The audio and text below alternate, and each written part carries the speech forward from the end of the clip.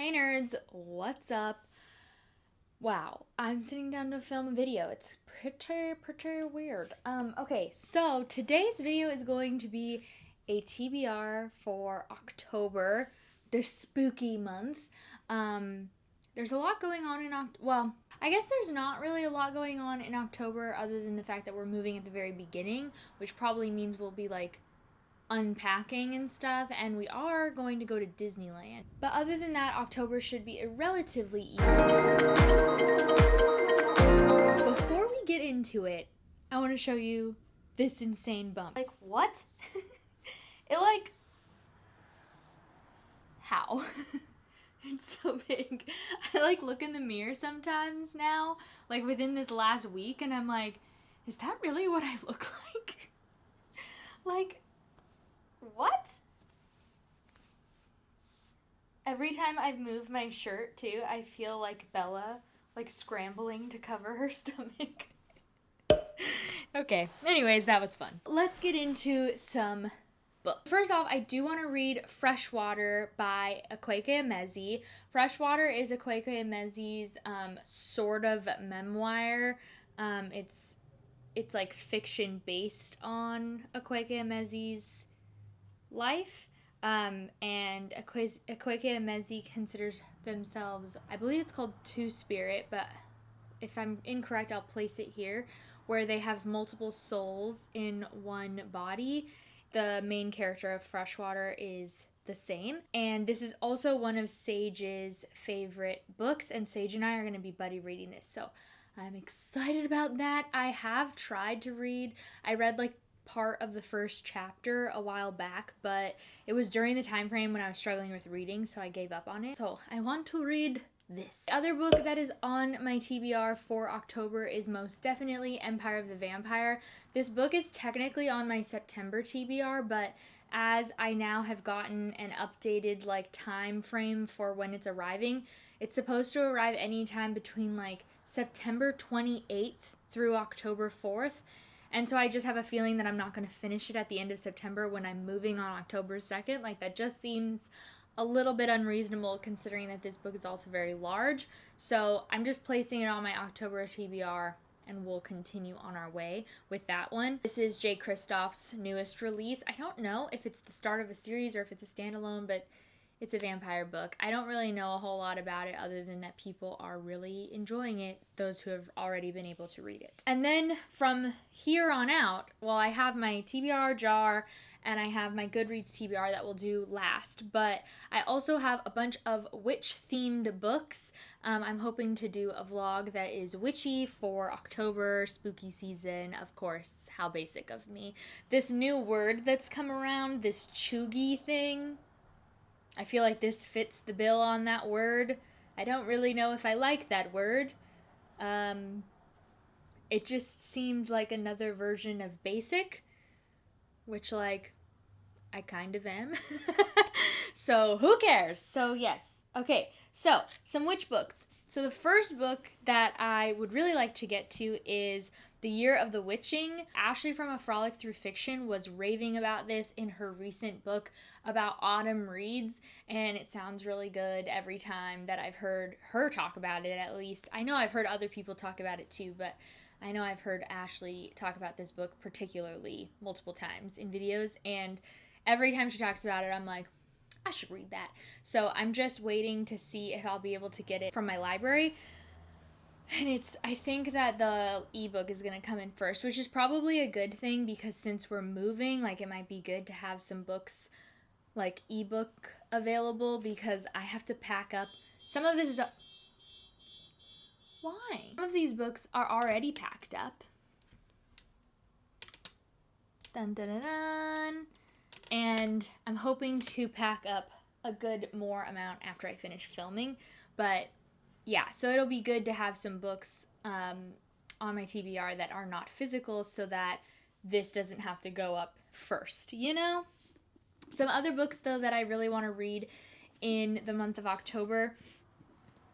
Not all of them are necessarily witchy, I guess, but they all kind of have the theme of darkness and all of the things. So the first one is A Madness So Discreet by Mindy McGinnis. This book came out back in like 2018, I think, or maybe even before that. Let's see. Oh, 2015. Wow, how does time go by that fast? Anyways, it's been out for a few years, and when it was coming out, I was really, really excited for it, and then, you know, the BookTube life, you run out of time, and you don't ever pick up the books that you're excited for. So this is one of the ones that when it was being released, I was really excited for it. This book is about a girl who keeps her voice locked away along with her madness deep inside a brilliant mind that cannot forget horrific family secrets. And when her voice returns in a burst of violence, Grace is banished to the dark cellars where her mind is discovered by a visiting doctor who dabbles in the new study of criminal psychology. It takes place it's a historical fiction, and from my understanding, it definitely does revolve around kind of the insanity of women and this hysterical, early 1900s, late 1800s experience of the female. And I think there's supernatural stuff involved as well. The next book that I'd really like to get to in the month of October is The Graveyard Book by Neil Gaiman. This is another one where a lot of Neil Gaiman's books sound really interesting to me. I've picked up one, The Ocean at the End of the Lane, that I really, really loved, and I've picked up one, American Gods, that really fell flat for me. American Gods was just over, it was too much. That was a lot. And it wasn't it was a lot and overwhelming. It was it was a lot and not unnecessary. And then I watched the TV show, and it was basically the same, although I did really like the dynamic between the leprechaun and the dead wife, and how he called her dead wife, and now me and Matt, he calls me dead wife. So, I mean, it's kind of weird, but it's true. So this book is Nobody Owens, known to his friends as Bod, is a normal boy, and he would be completely normal if he didn't live in a sprawling graveyard. So I don't know exactly what this book is about, and I don't really want to know much more going into it. And then the last two books are definitely witchy for sure. And the first is The Nature of Witches by Rachel Griffin. This book has been on my TBR since it came out, which was, I think, more recently than 2015. Let me hope, as I pull this up. Oh yeah, this book came out this year. And yeah, I've been wanting to read this. It was one of my most anticipated for the year. I love the cover. It is stunning. And then I also just find the concept really interesting. So for centuries, witches have maintained the climate, their power peaking in the season of their birth, but their control is faltering as the atmosphere becomes more erratic. All hope lies with Clara, whose rare magic is tied to every season. Witches and elemental magic, into that. Lastly, I really want to read The Bone Witch by Rin Chapeko. I've just been hearing really, really great things about this book since its descent into our lives, and the cover is also very beautiful, too gorgeous, and the purple, I'm loving it.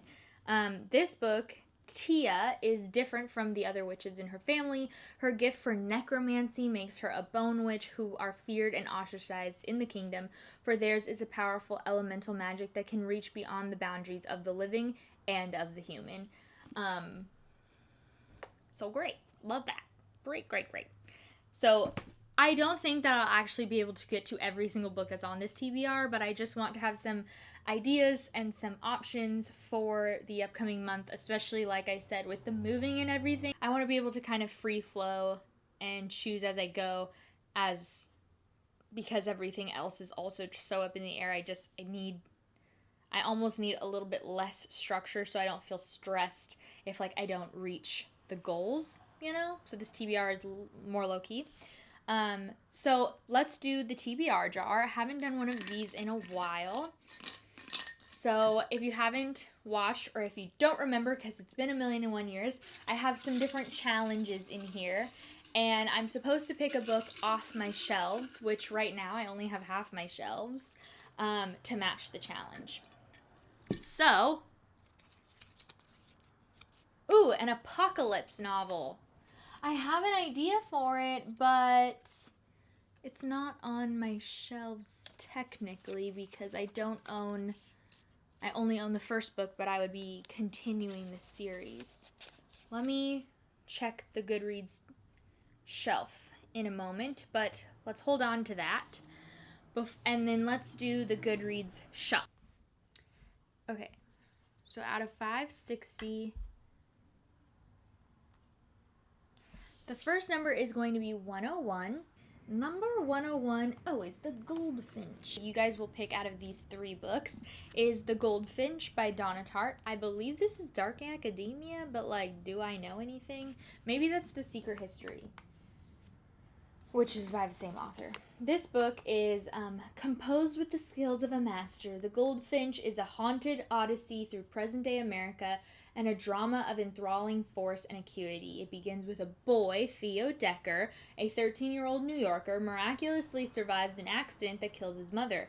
Abandoned by his father, Theo is taken in by the family of a wealthy friend.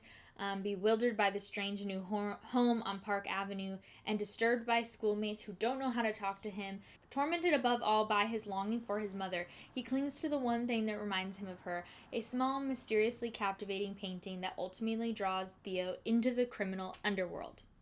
Then it transitions into an adult who moves silkily between the drawing rooms of the rich and the dusty labyrinth of an antique store where he works. He's alienated and in love, and his talisman, the painting, places him at the center of a narrowing, ever more dangerous circle.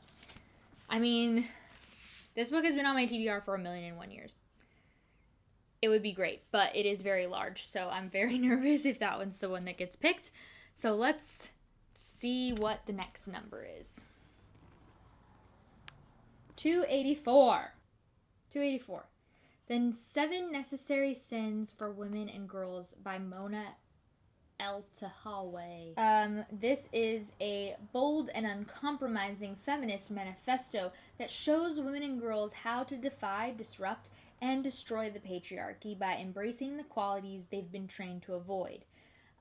This is seizing upon the energy of the Me Too movement. Mona Eltahawy advocates a muscular, out-loud approach to teaching women and girls to harness their power through what she calls the 7 necessary sins, which include to be angry, ambitious, profane, violent, attention-seeking, lustful, and powerful. And these are required to erupt as a woman. So it's a nonfiction kind of in the self-help genre, I would say. I mean, it sounds interesting. I don't know if it 100% fits the way that I view my own personal feminism anymore, but I do like to read a wide variety of feminism because that's how I learn what my approach to feminism looks like. So possibly a good choice. And then lastly, it'll be number 479. So 479. Let's just get right on to the end here. Oh my gosh, one more. Dang it.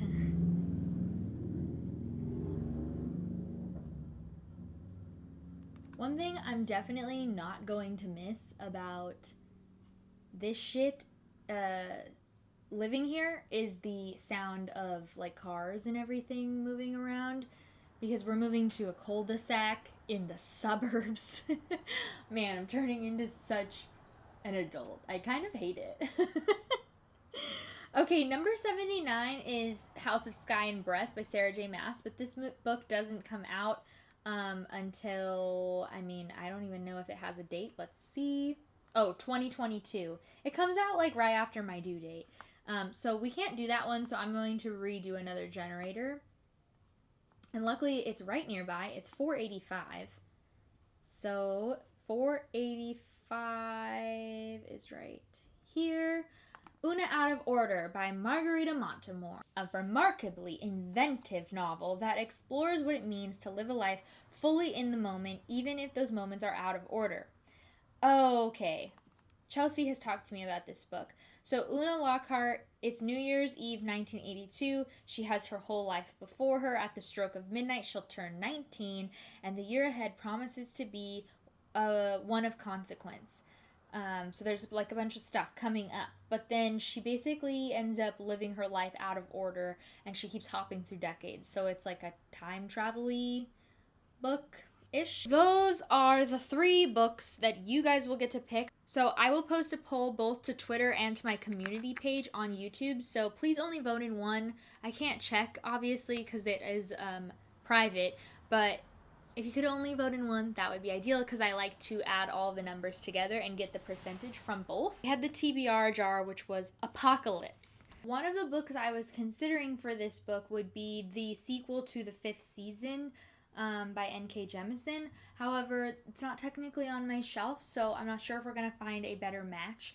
But that is an idea that I could do, and it would just be not touching my shelf, which is what the challenge is for. I could read Deviate by Jay Kristoff, which is the sequel to Lifelike, which is apocalyptic, but I also don't own Deviate. I only own Lifelike.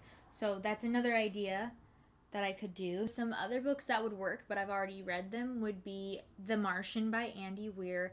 Technically, it's not an apocalypse, I guess, but it's kind of an apocalypse for our main character because he's stuck on Mars by himself. I've decided on a book for Apocalypse, the challenge, and if you want to do it with me, that would be awesome. Let me know what you're planning on reading for Apocalypse for this month. I'm going to be reading Station 11 by Emily St. John Mandel. I've been wanting to read this for quite a while as well. It is on my shelf, although I do believe that it's packed up already, but I do own it. And this book is an audacious, dark, glittering novel set in the eerie days of civilization's collapse. It tells us the spellbinding story of a Hollywood star, his would-be savior, and a nomadic group of actors roaming the scattered outposts of the Great Lakes region, risking everything for art and humanity. So it sounds like, honestly, it's way weirder than I thought it was going to be. I don't even think I knew this was an apocalypse novel. Well, I might have, because I did click on it thinking maybe it was. But I don't think I knew that it had to do with, like, Hollywood actors having to live through an apocalypse. How weird of a concept. But yes, so I'm gonna give it a try. I remember Alexis used to like this book a lot. I'm sure my battery died. How rude of it. I don't remember what I was saying, but Station 11 is the book that I'm going to read for them. Quite a few books on the TBR, and a lot of them I don't have physically in my hands to show you. I have 9 books altogether that, like, I'm thinking about maybe reading in the month of October, and some of them are more priority than others, such as the buddy read of Freshwater with Sage, and then Empire of the Vampire I definitely want to get to this month, and it goes with the spooky vibes, so that's good. And yeah, I hope you guys enjoyed this video. Please give it a thumbs up if you did. I'm trying to make at least 1 video a week. Let me know if you have any ideas for videos coming up in the future. I do want to do another vlog with the spooky books, but if you have any other ideas, please leave them in the comments down below. Make sure to either go to my Twitter or the community page for those polls for the Goodreads TBR pick, and if you want to buddy read Station 11 with me, DM me on Twitter and we can set that up. And yeah, I will see you guys as soon as I can. Peace out. Bye.